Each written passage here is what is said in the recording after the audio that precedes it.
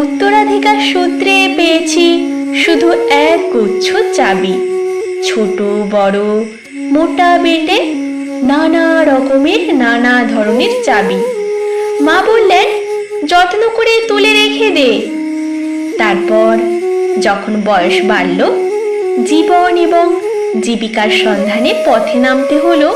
পকেটে সম্বল শুধু সেই এক গুচ্ছ চাবি, ছোট বড় মোটা বেটে নানা রকমের নানা ধরনের চাবি।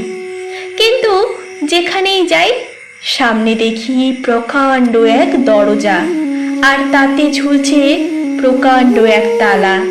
পকেট থেকে চাবির গুচ্ছ বের করি, এ চাবি সে চাবি ঘোরাই ফেরাই, লাগে না, খোলে না। শ্রান্ত হয়ে ঘরে ফিরি।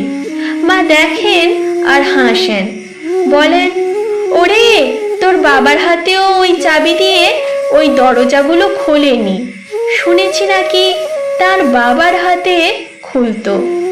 আসল কথা কি জানিস? এসব চাবি হলো সততার, সত্যের, যুক্তির, নিষ্ঠার। এসব দরজাগুলো খোলে না, তবুও তুই ফেলে দিস না।